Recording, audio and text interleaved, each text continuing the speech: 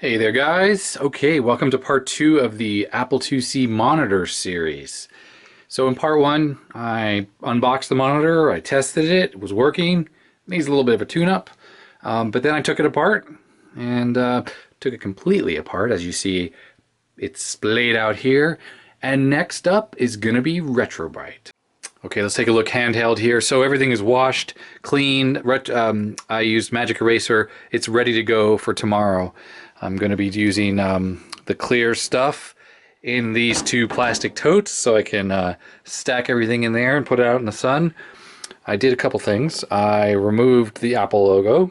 You can just pop that off from the back. So there's a little hole there. Pop that right off. I mean, it was in perfect shape. I didn't want to risk any kind of potential damage to it from the Retrobrite process. I haven't had a problem with that in the past. Some people say you can, so I took it off. The yellowing is pretty substantial. Now that I have this stuff off and I look at it compared to the white of my dryer here, yeah, pretty yellow. And also interesting is it's pretty yellow on the inside as well. It's obviously more yellow where it was exposed to light. The front panel here, the bezel, that it's lighter right here for some reason, and the yellowing is all on this side. So I'm not quite sure. Look at that, it's pretty extreme. But this is not that yellow. So if we compare it to the painted stand here, it's actually not too bad. This is plastic and it's yellowed. I am not going to Retrobrite that. I don't care. It sits underneath the monitor. The knobs, on the other hand, that stick out the side, these are yellow, and yes, they will be going in Retrobrite. Okay, so we're outside in the sun. We're doing the Retrobrite. I have the various pieces. So these are getting the submersion method, but the front bezel, I'm doing the plastic wrap with the cream. I don't know which one's going to work better, but I think I was impatient and I just wanted to do the front with this method. It's the cream method for me is a lot faster. I have the surround in this tub, which has the peroxide in it, and this one seems to be going very, very slowly. I'd say there's some effect, but it's not that great. But the concentration of peroxide in here is not very high. And then I have the back panel also with the plastic wrap and the cream. Okay, so the stuff's been out for a little while and it's coming along very nicely. I'm just sort of rotating this around, tilting it up, and even this, which is in the submersion air, is coming along. It's sort of matching this front plate. Now what I'm doing is I'm using the stand here, which is painted, to compare the colors just to see, you know, how close this is getting. And it's probably, even when brand new, you know, probably didn't match exactly, but we're getting a lot closer now. See the bubbles that are forming in here? I usually feel that, I don't know if I'm correct, but when you see those happening, you know the process is underway. So the ultraviolet or the sun or whatever is causing something to happen with the peroxide. Usually that kind of tells me that the process is effective. So see, there's bubbles all over this too. This is going much slower, just it's the concentration's a lot less. It's working, but it's just going slowly. Well, making progress. All right, so I've taken out the front bezel and the back cover of the monitor. These were wrapped in the plastic wrap with the developer cream, and I think it looks quite good. So my strategy is, once things are done, that's just after rotating them and rubbing them and making sure it has an even coat. Once they're done, I take the plastic wrap off and I immediately wash the items with soap and water. So I give it a nice rub down, get every trace of the chemical off, especially on the outer surface. And then I dry it, and then I immediately put this 303 UV protectant on it, and I coat the items, and then I leave it to soak in. So right now these are soaking in. So if we take a look, you can kind of see it's a little shiny of a sheen and a little streaky, but that just rubs right off because that's the 303.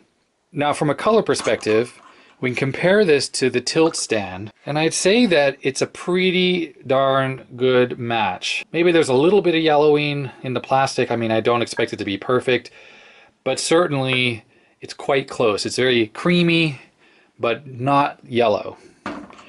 And if you remember the front bezel, this section was much whiter, and the rest of it was very yellowed. but it seems like it's quite even at this point. And again, when we hold it up to the stand, if we hold up the various parts, it's pretty good.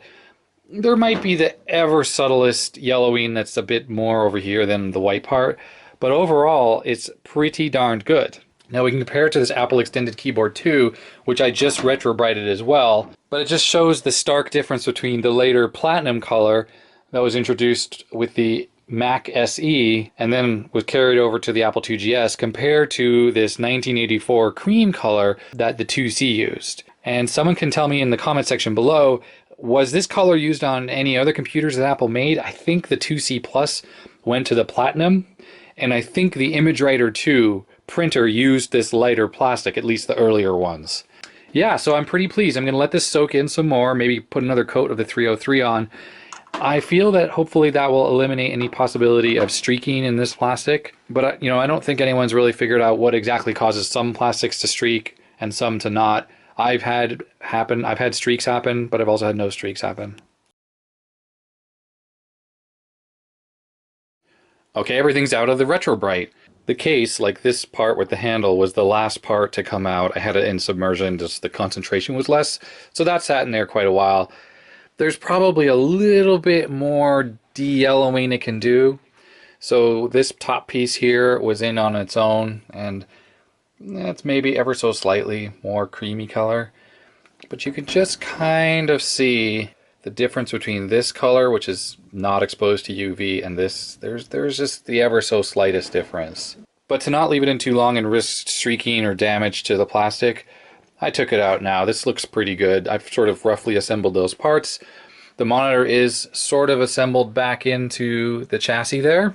But yeah, it looks pretty good so far. And you know, compared to the tilt stand, I'd say it looks quite good. It all looks nice. Compared to how it looked before, here's a photograph. It was really, really yellow. Now, this is looking great. Alright, I'm going to reassemble the monitor just to see if it's still working. I'm not going to really show that because it's just the reverse of the disassembly.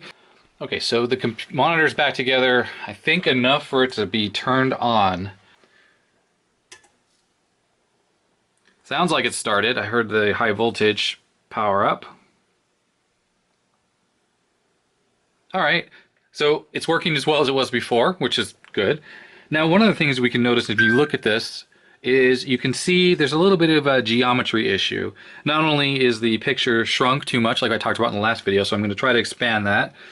There's a little bit of curvature happening here, and it's just not perfect. So we're going to see what we can adjust inside the monitor to fix these problems. Alright, so let's take a look at what adjustments we have at our disposal. With this monitor, you got to take this top power supply board off. It's just a pain. It doesn't really get out of the way all the way, but let's take a look at what adjustments we have.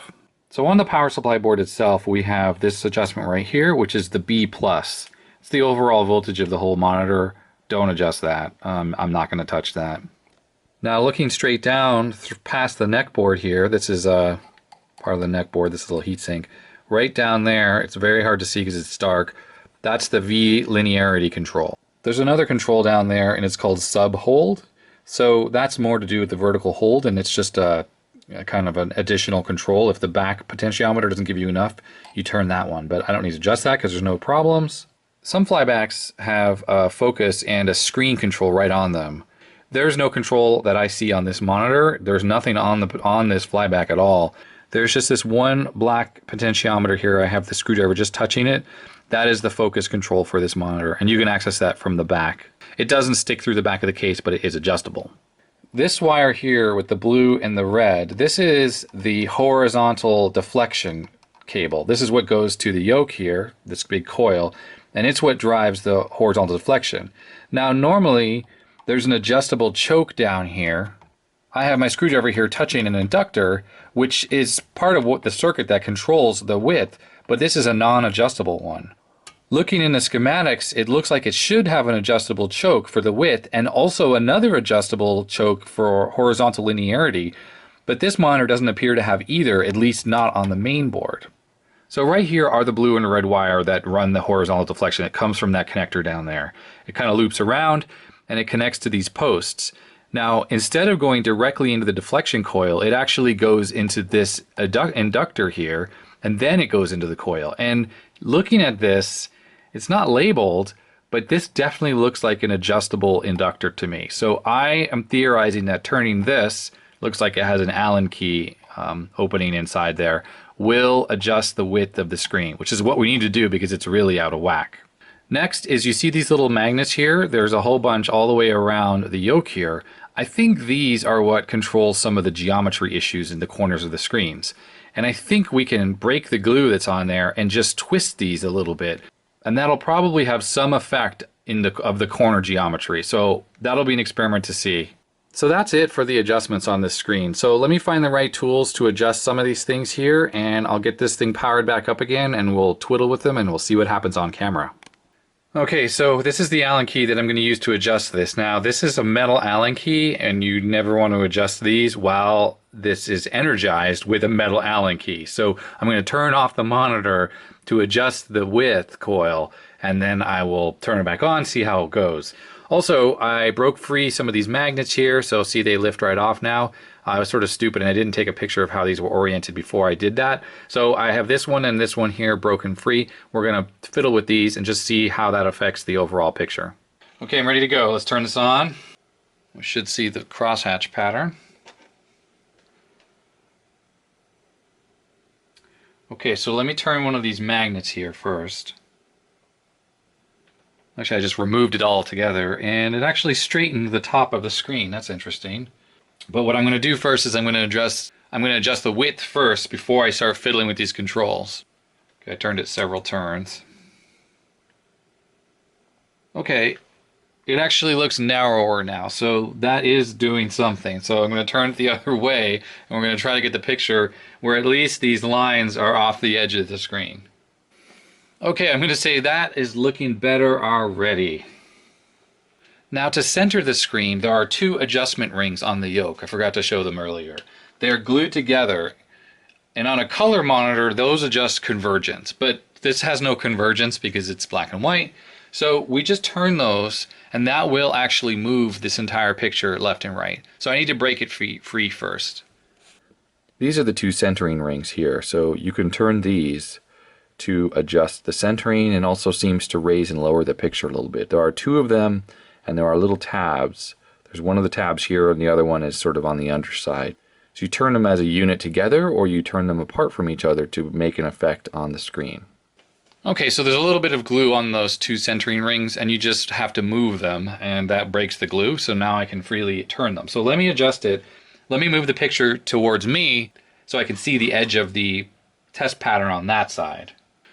Okay, it took quite a bit of fiddling, but I think I have this basically as centered as possible.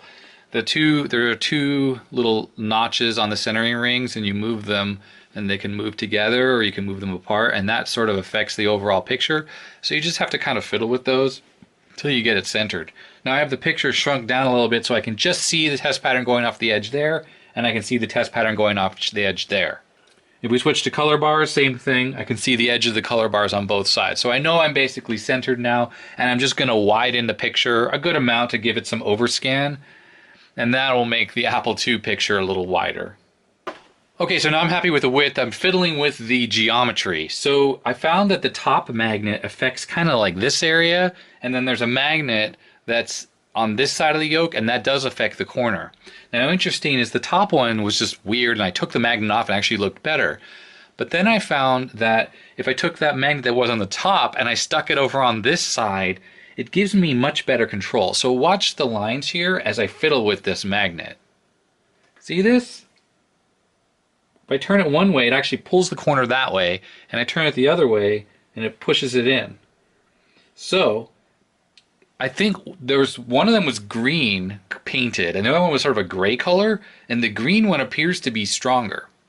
Now on the top of the screen we still have some funky distortion happening over here on this side, so I'm going to fiddle with the other magnets for that. But I found that if I flipped the other magnet over and I stuck it on this middle one, I'm actually getting, it sort of affects this area in the center, and as I turn it, it pushes it down, which is what I want. But if I pull it off altogether, kind of raises this whole area up a little bit. So the magnet like this, you can flip it over. So you just flip it over, stick it back on the little post, and you turn it until it looks good. Well, it's better. It's a little wider, but it's certainly not great on the centering again. So I'm going to widen the picture a little more, I think. And then we're going to try more centering and see if I can get it centered. So turning off the screen to do this. Okay, it's definitely wider, but yes, we're pretty close on this side, and we need to get it over here. And I think from a width perspective, that's probably good enough. Hopefully I can center this thing. Okay, so I fiddled with the centering and those magnets enough. I think I'm totally happy with the way this looks now. The gap around the edge is far smaller than it was when we first started, and I'd say this is relatively centered. I mean, you can fiddle for hours and try to get it perfect, but the reality is CRTs just never look that good. So the only control I have left to fiddle with is the focus control, so I'm going to touch that and we're going to see if that makes this a little sharper. And otherwise, I just need to put some deoxit on a couple of the potentiometers like the contrast one, and then we're good to go. This monitor can be reassembled. So I have the focus control turned all the way to one side, and that seems to be as sharp as I can get it. This side of the screen over here is all very sharp. This side is a little less sharp for whatever reason. Maybe the deflection yoke is not on 100% straight and it's turned sideways. I'm not quite sure, but if anyone has any tips on how to perhaps get this side of the screen into better focus, put a comment in the comment section below. On the back of the monitor here, I was doing some final cleanup with some deoxit, and I noticed that there's a little gray screw in the middle. It may be hard to see on camera, but there are like 3 legs for each potentiometer that go down to the main board. I thought the gray screw might actually be a mounting screw, but it actually has the 3 legs going down to the main board. So that might actually be sub-brightness, because that was something that was missing while I was poking around this board. So I'm going to fiddle with that a little bit. I'm going to check out what exactly that potentiometer might be. I have a feeling sub-brightness is going to be it. Okay, just as I suspected, the little hidden gray screw there is actually the sub-brightness control. So now I'm turning the sub-brightness screw. And yep, so if I turn it up too high, we start to see some green, lighting up here in the black part. After adjusting the little magnets here, I wanted to make sure they don't fall off, and I didn't have any of that glue that they use, so I just used a little bit of hot glue. I dabbed it onto each one of these, and that should hold it on. And you might think hot glue might melt because of the heat, but really, to melt hot glue, it's pretty warm, and this plastic here doesn't get that hot on a CRT. Well, there we have it. The monitor is fully assembled and completely restored in my eyes. The Retrobrite was an absolute success, and the color of the monitor and the physical appearance looks fantastic. And the tune-up that I gave it also made it look better as well now that the picture takes up much more of the screen. This monitor must have really been a low-hour example of an Apple IIc monitor, and seeing it here with the matching computer just brings back so many memories for me. I had countless years where the Apple IIc was my main computer, and I used it every single day. I played games, I wrote programs, I BBS'd on it. I used it for everything. So seeing the Apple IIc complete in 2018, it's just amazing to me. 34 years later and the computer still looks amazing. Apple really hit it out of the park with this design. The little 9-inch CRT is just perfect for the Apple II. The Apple II 8-bit line is really a monochrome computer at heart, and I feel that using a monochrome screen with it really shows off its best qualities. Color graphics didn't look good on the Apple II line until the Apple II GS, and that's the only one that really has capable color graphics. So do yourself a favor and stick with a monochrome screen if you're using one of the older computers. Well, that leads us to the end of part 2. I hope you enjoyed this 2-part series on the Apple Monitor IIc. I'm just as in love with the Apple IIc today as I was in 1984 when I got this computer for my birthday. And look how great it looks. So if you found any of this interesting or helpful, I'd appreciate a thumbs up. Or if you didn't like it, you know what to do, thumbs down. And leave comments and questions in the comment section below. and subscribe for more videos. Thanks for watching. Bye.